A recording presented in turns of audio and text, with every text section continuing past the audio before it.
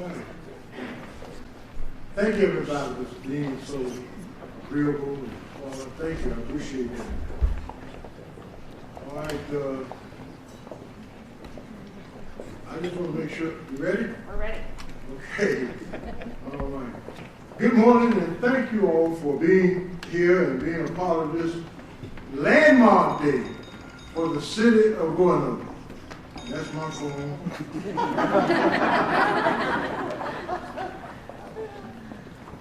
I thought I had everything on. But this is a landmark day for the city of Roanoke. Thank all of you for taking time out of your schedule to be here. And it's my pleasure to welcome you to the Fentanyl Biomedical Research Institute. What a beautiful building and with a bright backdrop to host this event. And I'm so pleased to be here. When I think of this building and the two people that I'm looking at, I want to really say something special about them. Nancy A.J., who's the CEO here. Nancy, welcome. Let's give her a hand.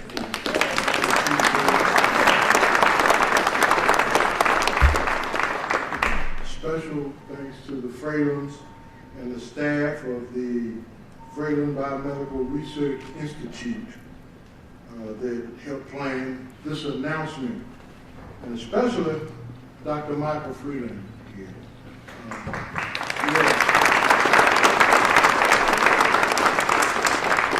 And just let me say a few words about Dr. Freeland. We meet, and he's done some exceptional things in our city, as everybody has. But he has brought some top-notch researchers to this city. And I promise him that I'll try to get more community involvement than I am. But I want to thank him for bringing researchers from around the world. I remember I had a chance to speak to welcome them to the city a few years ago. So thank you for the work you're doing, Dr. Freeland. I want to say that. And the executive director, he's the executive director here at the Fentanyl Biomedical Research Institute. And Dr. Warren Bickle. Dr. Bickle? All right. Let's give him a hand. Dr. Bickle.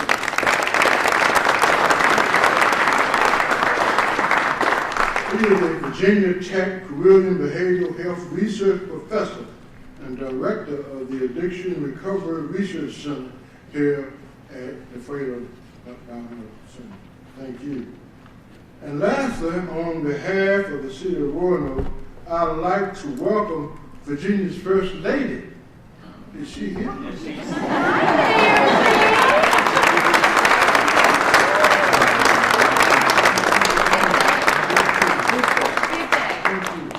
Thank you for all that you're doing. And First Lady Suzanne Youngkin, we're pleased and honored to have her here. And Attorney General Miyares.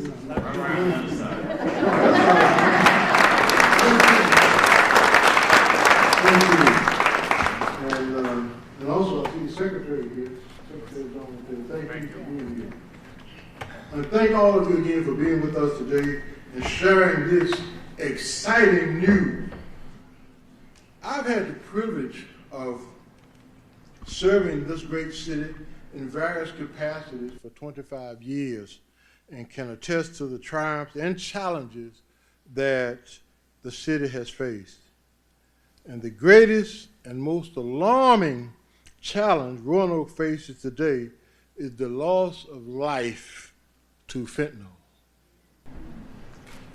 And in 2021, the city of Roanoke represented 2.8% of fentanyl-related deaths in the Commonwealth, among just 1.2% of the population.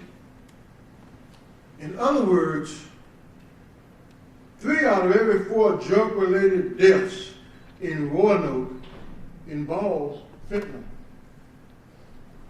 That's an alarming number. And on average, 1,500 Virginians die from fentanyl overdose each year, and nearly 200 of them are teens and college-age youth. As a father of 2 and a grandfather of 3, I feel responsibility really to ensure that Roanoke is a safe place for current and future residents, and the parents and community members I talk to every day agree to that. It's about making our community safe, and that's so important. And so we must tackle this scourge of fentanyl in our area and make our young people aware of the risk.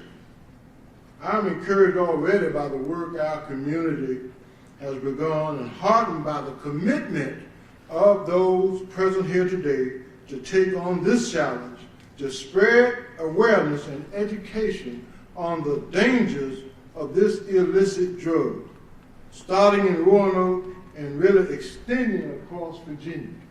And that's so important. So I want to thank you all again for being here, and I want you to join me now in welcoming Christine Wright from the Bradley Free Clinic to the podium.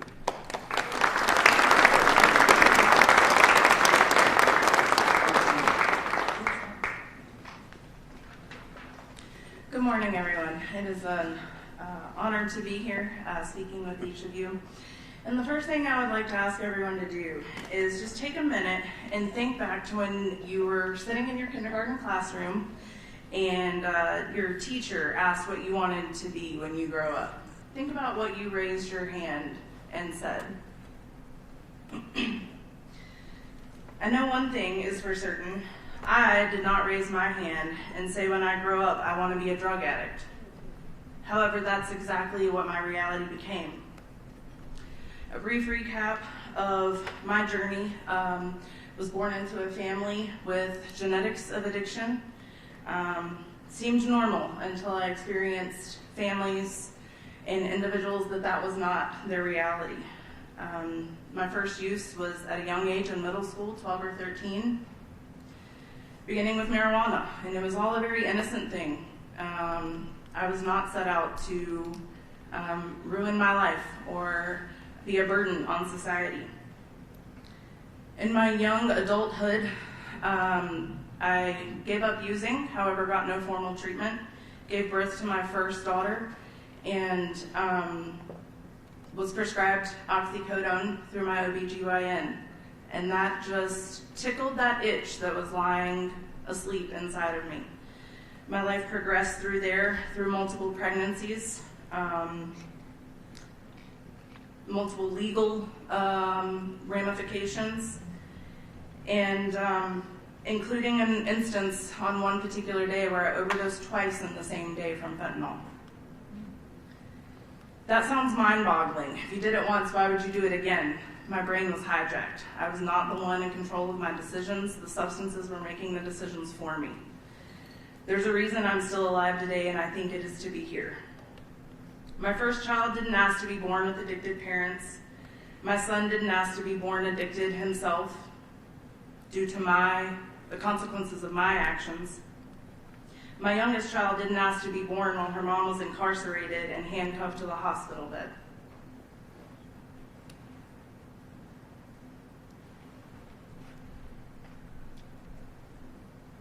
All of those horrific events led up to me finding recovery through the state drug court and the Alpha program at Western Virginia Regional Jail. Two interesting events I need to pause and note here. This morning, driving down the road, the Western Virginia Regional Jail transport van was behind me. And I laughed and kind of nodded in the rearview mirror that 7 years ago I would have been in there, but instead I was driving here today to speak with you all.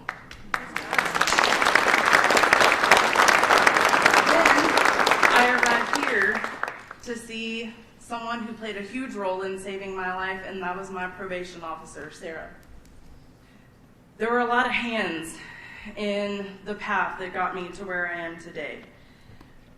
Part of the state drug court requirements are 100 hours of community service, which brought me to the HOPE initiative that I read about while incarcerated and in the Alpha program.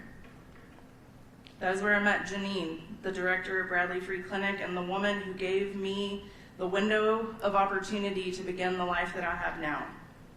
In the last 7 years of my recovery, I've been helping people just like myself find treatment and recovery while also developing Bradley Free Clinic's behavioral health department to include psychiatry and counseling. It is a miracle that I am even still alive, much less standing here in front of you all. I believe I was given the chance and I fought to live so that I could become the behavioral health program manager, serve on the advisory committee for the Roanoke Valley Collective Response to address the addiction crisis on a regional level, and a full-time mom to all three of my beautiful children. Fentanyl, among other substances, has robbed too many beautiful souls from this world too soon. Survivor's guilt is a very real experience, and I use it as motivation every day to rise up against this battle, not only for myself and my children, but for every person who longer has a voice in the fight. Statistics say 1 in 3 will struggle with substance use, and that's without factoring in genetics. All 3 of my children could very well face my same battle. One of the most difficult tasks I had to complete during treatment was to write my own obituary and then write a letter to each of my children as if they were in active addiction and I was in recovery. Both very well could be reality. Unless I stand up and do things like this, share my voice, am honest with my children and everyone else who crosses my path about my lifelong journey of healing and the nature of the disease. By doing this, I can break the generational cycle and create a better future for my children to leave the world a better place. One of my favorite quotes I learned in treatment, where there is breath, there is hope. And I will breathe hope into all future endeavors on the horizon. It is now my honor and privilege to introduce Attorney General Jason Miyares.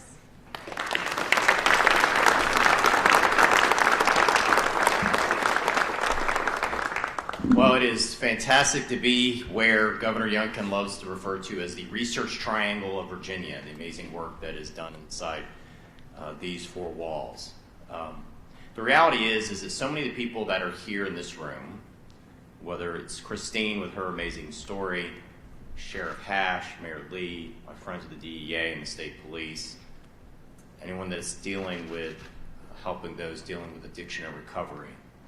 The reality is they are the front line of an invisible war that is happening every day throughout this country and in Virginia. It's a war that happens in every community, rural, suburban, or urban. And it is a war that tragically has casualties. Last year, 108,000 Americans died of addiction-related deaths. And you hear numbers and it's hard to quantify that. That is the equivalent of 2 Vietnam Wars, in which we lost roughly 50,000 Americans over the course of 15 years. That is the equivalent of 2 Vietnam Wars every 12 months in this country. It's the equivalent of a fully loaded 757 crashing every day in America. We lost 2,000 last year just to fentanyl-related deaths in Virginia. It's getting here from so many places. Enough fentanyl crosses our southern border to carry every man, woman, and child in America 3 times over. This right here is a little bag of sugar, what you would put in your coffee in the morning. And this plastic bag, if this was fentanyl, this would kill every single person in this room, easily. It is 50 times more powerful than heroin. It is 100 times more powerful than morphine. It is everywhere. And so much of what we're dealing with, you cannot prosecute your way out of this crisis. We need prevention, we need education. That's so much of what this launch is about as well. One of the best ways to fight bad information is good information. I tell my team that works for me all the time, about 90% of life's problems can be traced to poor miscommunication. For so many of our youth, and so many of our parents, they just don't know. I've heard so many share with me, I wish I had known. The reality is, so many of our children right now, they're at a party. If somebody comes up to them and offers them a Xanax or a Percocet, or they say, I really need to prepare for that test, and I hear that Adderall will really help me. It's estimated anywhere between 60 to 70% of our counterfeit pills are being sold right now in every community, on social media, on Snapchat. they're laced with fentanyl. It is a chemical compound that is everywhere. It's ubiquitous. So often kids are in high school or they're at an event, they don't ever think they're taking fentanyl. They always think they're taking something else. And now these dealers are lacing it as something as simple as marijuana as well, and other drugs. It's not just in heroin, it's not just in counterfeit pills, it's in marijuana, it's almost in every illicit substance on our streets today. Roanoke has been at the heart of one of the great addiction crises in our nation's history, and they do amazing work. But a lot of times we ask about how we got here, and Christine shared a little bit, obviously, of her powerful story. And the reality is about 20 years ago, some of the largest pharmaceutical companies in the country decided to treat Virginia like we were a chemistry test. They said, we have this amazing new pain pill for back pains, birth-related, post-surgery, sports-related injuries. But don't worry, it's not addictive, it's OxyContin. And now we know that they knew. And so we're so proud of the fact that the Attorney General's office has been at the tip of the spear, holding some of these companies accountable. And these record settlements that we've gotten, some of the largest settlements in Virginia history, over $1 billion coming back to Virginia. That's not money that goes to our office. It goes to the Opioid Abatement Authority. We're so grateful for the General Assembly and the governor's work on that. And that grant money is going exactly to both education, prevention, awareness, and treatment. And so we're just very, very proud of the fact that right now what we're trying to do is get that good information to parents, to stress to them to have that conversation, both preventive and then also on the road to recovery. I think one of the great lies we have in our society is somehow we got this idea that asking for help is a sign of weakness. It's not. Asking for help is one of the most beautiful, one of the most brave acts you can ever do. And your family and your loved ones will be forever grateful because they see what sometimes those in the doors of addiction can't see. They know their potential. They know their God-given potential is being robbed from them because of the throes of addiction. So we also want to have that message. Ask for help. Your family and your loved ones will be forever grateful that you took that one step. Now, we launched One Pill Can Kill last November with the First Lady, who has been an incredible partner through this journey. You know, First Ladies can take on a lot of different issues. This is a heavy one. This is a one that's not an easy issue. This is a one that she's taking on because it is personal for her. She will share how it has touched her and Glenn. And I can tell you, when I got to know Glenn as candidate Glenn Youngkin before he was governor, this was an issue he brought up to me from the very beginning as something he was passionate about because it's touched them and their friends and family personally. So please welcome an incredible partner, an incredible voice on this, as it only takes one to rob you of your dreams and your life and your family. Please welcome the wonderful and gracious First Lady of Virginia, Suzanne S.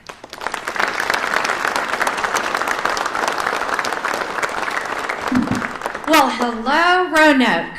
Hello. I am going to try not to cry. I am so thrilled to be here, see so many familiar faces, friends, advocates. This is such a unique collaboration of people, and I feel so humbled to be a part of it. You've heard from some amazing people already. I want to tell you a little bit why I'm here today.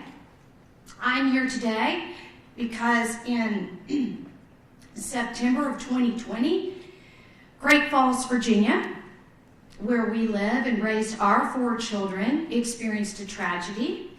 That tragedy was the loss of an amazing young man. He was a star athlete. He was a fan favorite, full of life and vigor. And he took a pill that he thought was Percocet because he did not feel well and he never woke up. The toxicology report showed that he had no chance of living because of that poison. And at the time, I will readily admit that Glenn and I were not familiar with fentanyl. Shame on us. I really didn't know. We set about learning more about it. We were horrified to learn the devastation it was having. And next thing I knew, I woke up with an opportunity to go out and listen to Virginians.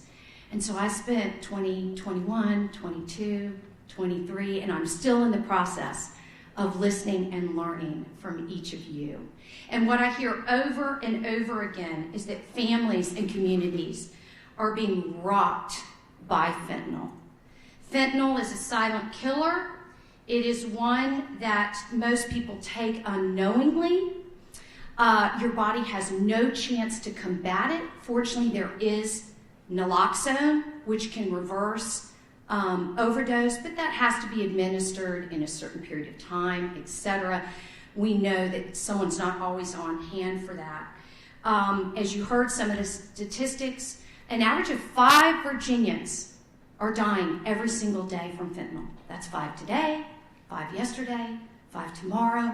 And I, for one, am not going to sit idly by and let that statistic continue. I'm a concerned mother, and more than anything, I want to make sure that we are doing what is right and good and appropriate to make sure that every single Virginian is equipped with the information that they need to talk to their families and to fight against this most dangerous drug. Now, why? Why are we in amazing Roanoke? You've heard some of the reasons. In a difficult situation, Roanoke City has the highest concentration of overdose deaths of metropolitan areas in Virginia. So when our Department of Health was considering a very aggressive boots on the ground education program and awareness program, Roanoke was in the bullseye of our concerns. I'll readily admit that. But let me tell you the other thing. Roanoke has a vast network of competent, caring individuals who have been fighting this for over a decade. This is not news to people that are in this room. Robert, the mayor, your superintendent, your sheriff, your law enforcement, your health leaders, they are all coordinated. And so what we are so excited to do is to really pour kerosene on the fire and make sure that Greater Roanoke continues to burn on this issue to change lives. Some of the things that have really gotten to me, and I know have gotten to you all, is what's happening among our youth. 42% of American youth report being distressed and saddened every single day. We are seeing the instance of mental health crises go through the roof. We are at the nexus of a very dangerous time, I feel like, in society, where not only have we told young people that they need to medicate to make themselves feel better, and there are very responsible ways to treat attention deficit disorder, depression, anxiety, in concert with practitioners. But there are also irresponsible ways to try to subdue the pain and the sadness and confusion that many of our youth are feeling today. 1 in 10 of teens or tweens who have died from a drug overdose had no history of substance use disorder. Think about that. And what we're here today to say is that it only takes one mistake, one friend who tells you it's okay, one adult who fails to discuss with a young person the dangers, one medical practitioner who fails to educate their patients or those they're caring for on the addictive nature of opioids or the danger of taking a pill that does not come from a pharmacy. And that's what we want to talk about today. And so what are we doing? We are rolling out a all-hands-on-deck communication program here in Roanoke, something that has never been done in the Commonwealth of Virginia.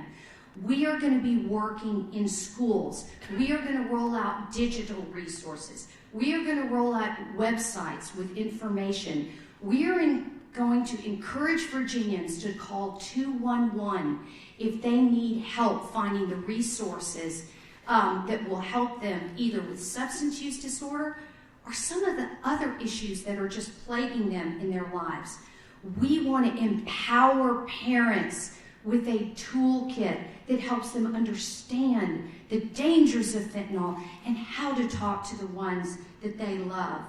And we want to celebrate the good work of the collective here in Roanoke, who is spending their time and their energy making sure that they care for and show love to their citizens. I am so encouraged by what's happening here. This is a complex issue. It is not something that is happy. It is something that is important.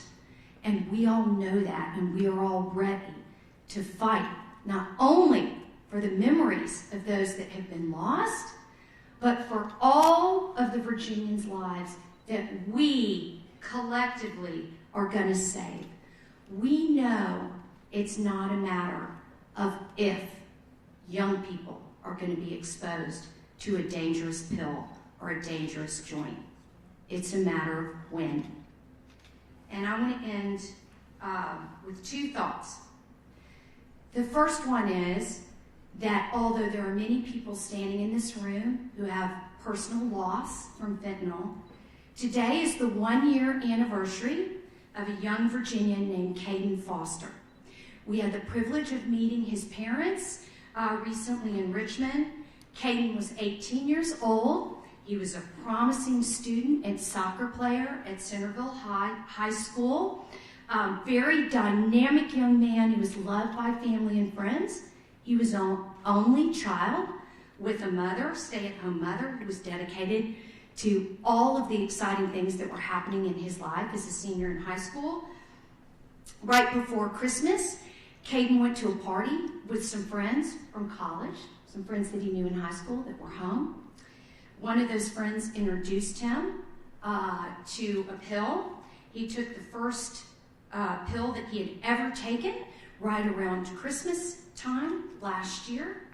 And on January 30th of 2023, Caden was found dead due to fentanyl. And so in a 5 or 6 week period, Caden was first introduced and Caden was gone. And so today, on January 30th, 2024, I want to dedicate this moment in time to a young Virginian that should be here today. A young Virginian that had so much to live for. A loving, educated family. It can happen to anyone. Fentanyl does not discriminate, and we are fighting it. In an essence of hope, I also want to leave you with this. Ecclesiastes 3:11. I know many of you all know this passage. He has made everything beautiful in its time. I would argue this is our time. This is our time to cleave to one another, to use every voice that we have in this room and beyond, every resource that is being provided by the Attorney General's office, the Virginia Foundation for Healthy Youth, the Mayor's office, the Sheriff's office, the school system here, the collaborative effort that has been put together to educate our recovery networks, our judicial networks, our criminal justice networks, and our Department of Health and our health practitioners. Because this is our time, and we can go out and say, it only takes one. Don't make that mistake. We are going to grow beautiful green growth out of the ashes that fentanyl is leaving in our homes and our communities. And I can't wait to partner with each of you. And I want to thank you. Thank you for your hearts for service. And thank you for loving every single Virginian who's made in the image of God and deserves the opportunity to live and thrive. God bless you.